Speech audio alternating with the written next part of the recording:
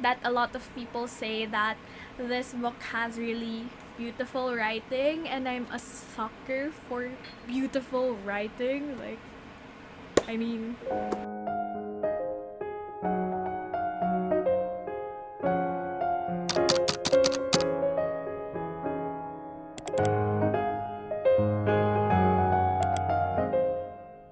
hey friends, it's Alex on the block and welcome to a new video. So today I wanted to talk about all of the books that I want to read in June. Before we begin, I would like to say sorry if you can hear like a buzzing sound. That's just my electric fan. I cannot film without an electric fan. It literally is so hot in the Philippines right now. If I don't turn on the electric fan, I'll probably faint from heat stroke. I'm hoping that's okay with you even with this little buzzing noise. So as you may have seen in the title of this video, I am participating in the Studio Ghibli Readathon for June. So if you guys don't know, Studio Ghibli is like a film company in Japan, and it produced a lot of childhood favorite movies. When I was a kid, I didn't really watch Studio Ghibli films, but now I made it like a promise to myself that I would watch all of the films. I even made a journal with me video for my Studio Ghibli bucket list thing. So if you want to see that, you can go check it out here or here, wherever it pops out. So yeah. So anyway, I really love the Studio Ghibli films. There's this certain charm to them. It's very magical.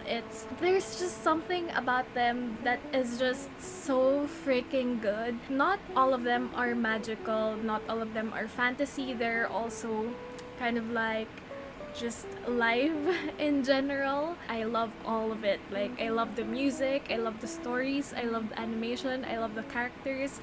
I just love these movies so much. So I was really excited to see that a Studio Ghibli themed readathon is being hosted for this month. So before we begin, there's actually like a quiz in this readathon to determine what Studio Ghibli movie you are. So I took that quiz a couple of days ago. So let's see past Alex in 3, 2, in 3, 2, 1. Okay, so let's see what Studio Ghibli movie I am. I probably won't use this for the readathon, but I'm curious.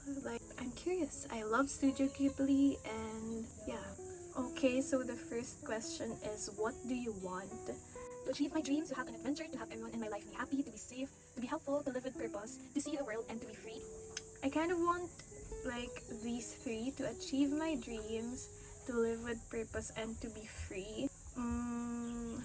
Cause like free can be like you're free from worries, you're free from the stress and all of that.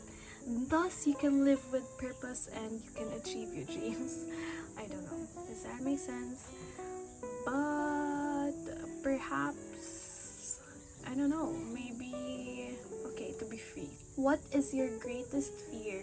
The unknown, being alone, being misunderstood, being forgotten, the supernatural, losing a loved one, growing up and not being good enough.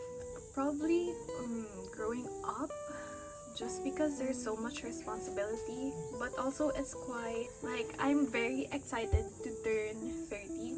I don't know, like I just feel like that's going to be a fun age.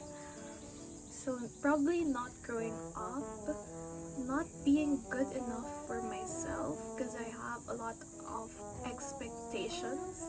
Being misunderstood is a very Pisces thing. Like, no one understands us. Losing a loved one, I've had my peace with this. Like, that's gonna happen, so that's not what I'm super scared of. Okay, fine. Growing up, still kind of scary. Which looks more appetizing. Oh my gosh, I love this. Oh my god, ramen. And this is from Up on Poppy Hill. I know, I see it. Oh my gosh, I also love this. But probably some ramen. I'll probably be Ponyo. I don't know. I just feel it. Choose a quote. Be careful, this may be a dream, but you can still lose your head. Life is mysterious and amazing, but we have work to do now, and I need you both laughing, then whatever scares you will go away. I see no point in living if I can be. That's how I know it. I know it. That's how. There is no future for the people who worship the future and forget the past. We each need to find our own inspiration. I feel like this is from Kiki's delivery service. Once you've met someone, you never really forget them. It just takes a while for your memories to return. No matter how many weapons you have, no matter how great your technology might be, the world cannot live without love. Here, we each need to find our own inspiration. What do you look for in love? Nothing. Someone who loves me despite my fact. That's so weird. Someone who will grow with me. Someone who likes my quirks, who believes in me, who will always wait for me. Why are you always late? Someone with passion. Someone who understands my past. Someone who can see my faults. Probably someone who likes my quirks. Wait, can I change? Someone who will grow with me? Probably. Okay. Choose a vacation spot. Foreign land in the clouds. I'd love to see that, but the thing is, I hate heights, and this is very high, and I don't know. It's like, how physics? How the ocean? Oh my god, I love it already. Secluded meadow. Underwater city. I also love this one because you get to see all the creatures. Imperial Hotel, farm fields. Probably the ocean. Secluded meadow is cute and all, but all I would think of is horror movies. I don't know, like Midsommar. Which word describes you the most? Imaginative, loyal, nurturing, flamboyant, cautious, friendly, independent, and ambitious. Imaginative. Imaginative. I'm not nurturing. That's friendly. Depends. I'm imaginative. What element is your zodiac sign? So I'm a Pisces. That's a water sign. And then same. Kiki's delivery service. I kind of knew that I would get this just because I had the answers like this one. We each need to find our own inspiration. Kiki's delivery service. Let's see like the prompts for this. Oh no, I can't. But yeah, I'm Kiki.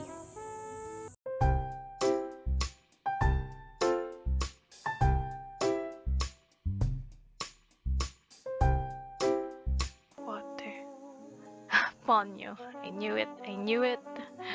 Okay, so I believe I got Kiki's delivery service and Ponyo. As I said in the previous clip, I won't really be basing my reads on Ponyo and Kiki, although this is so complicated. Basically, I picked my top 3 Studio Ghibli films, and I just picked some of the prompts in each one because there's like 3 prompts per movie, so I didn't really want to just focus on one movie, so I went with 3. And my favorite Studio Ghibli movies are Howl's Moving Castle. Obviously, I feel like I never shut up about that on Twitter. If you follow me on Twitter, I also really love From Up on Poppy Hill and Kiki's Delivery Service, so I picked those 3 movies, and I picked some of the prompts under each of those movies. So enough explanation for now, let's get onto the books. So first one is for Howl's Moving Castle.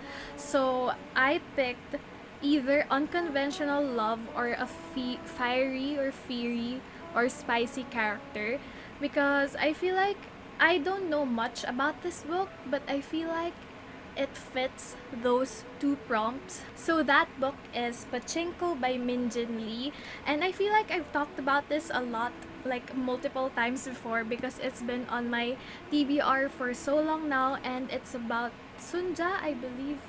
Yes, Sunja, who is a girl in the 1900s, and basically she becomes pregnant with the child of this wealthy person, but then she discovers that her lover is actually married, and instead of going with him, like being together with him, she actually meets this Japanese merchant. Am I remembering this correctly? Oh no, a Japanese minister. So a gentle, sickly minister passing through on his way to Japan. So basically, she goes with this person, and it just starts like this whole story of their family, I believe, because it says that it transcends generations, I think. It says that it's a story of love, sacrifice, ambition, and loyalty. I just believe that this is such a wonderful book. A lot of people I know have raved about this book. I think Alexandria Ang, if you guys know her, I feel like I've seen Tiffany talk about this book too. And actually, when I was looking at Asian classics, I saw this book. So I believe this really is one of the best books out there. So I really want to get started on this. It's quite thick. It's thick. Pachinko. Hopefully, this won't just stay on my TBR now. Hopefully, I'll actually read it this time around. So the next movie is Kiki's Delivery Service, and one of the prompts is At Long Last TBR. So I feel like this is a book that's been on your TBR for so long, which, I mean, also applies, but yeah. And for this prompt, I picked On Earth We're Briefly Gorgeous by Ocean Vuong. And this is unlike any other book that I've heard of. It's basically like a letter. It says here, it is a letter from a son to a mother who cannot read. Like, that just to me sounds interesting how the author would make it so that that's how this book is structured. But yeah, this is written when the speaker, Little Dog, is in his late 20s. The letter unearths a family's history that began before he was born, a history whose epicenter is rooted in Vietnam. So it explores race, class, masculinity, and our current American moment, immersed as we are in addiction, violence, trauma, but ungirded by passion and tenderness. So yeah, I just feel like this is a magnificent book, and I believe I've heard that a lot of people say that this book has really beautiful writing, and I'm a sucker for beautiful writing. Like, I mean, I just love beautiful writing so freaking much, and I feel like this will fulfill my needs. So the next book is Hollow Pox, and I picked that for the prompt Witches or Magical Elements. So if you guys don't know, Hollow Pox is the third book of the Nevermore series, and I feel like I've talked about Nevermore as well. It's my favorite read in January. So basically, Nevermore is about this girl, Morgan Crow, who is a cursed child, and she's destined to die on her 11th birthday, but then this guy, Jupiter North, whisks her away to the magical land of Nevermore, and it's just a great found family story. It's middle grade, by the way, and it's just so fantastic. It's magical, it's very whimsical, and it just gives you a lot of happiness and hope and love. And yeah, I just want to continue reading this series. I don't want to forget to continue reading it because I believe there's 9 books in this series that will come out in the future. So yeah. And then for the movie From Up on Poppy Hill, I actually picked 3 books, so it fits all of the prompts. So the first one is a book about loss, and for this one, I'm reading You've Reached Sam. I'm actually 30% in that book already, but this book is coming out in November. But yeah, this book is about this girl whose boyfriend dies in an accident, and she's trying to cope with his death and with everything that's changing around her. So then she picks up her phone and dials his number, and then boom, he answers. And yeah, I feel like it's just going to be about grief, loss, and trying to move on with your life. I'm not really sure about what the plot will be in the middle of the book, but yeah, that's what that book is about. And I would say though that I'm reading it. I've said that I'm 30% in that book, and I really like it. I've shed some tears. It's just so freaking sad. I would like to finish it. So the next prompt for From Up on Poppy Hill is books with a competition in it. And for this one, I picked the Inheritance Yeah, the Inheritance Games. And I don't think that it technically has like a competition in it, but when I read the plot of this book, I was really intrigued because if you guys have seen Knives Out, the movie Knives Out, it's kind of like that. Like this girl who is poor, she suddenly becomes the heir of like a millionaire, and then the family obviously they're like confused as to why this girl is the heir of their grandfather.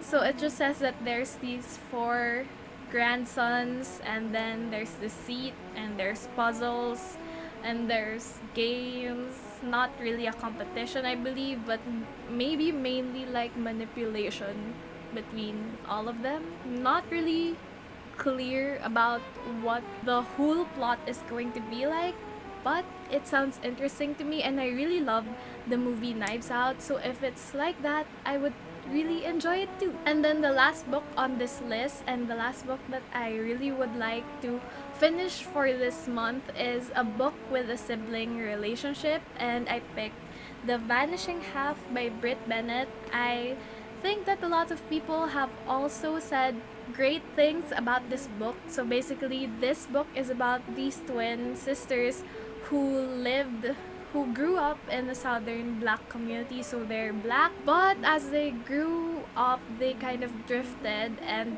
the other sister lives her life as a black woman, like in their original community, and the other sister passes for white. So she has this family, she has a husband, and the husband doesn't know that she's black. So yeah, I feel like it's going to be a great exploration of race and how you deal with that. Like if I'm the girl's sibling, the girl who is passing as white, if I'm her sibling, what would I feel like if I discovered that my sister is passing as white? Like I feel like it puts tension on the whole family, and yeah, even says here, weaving together multiple strands and generations, Britt Bennett offers a story that is at once a riveting family drama and a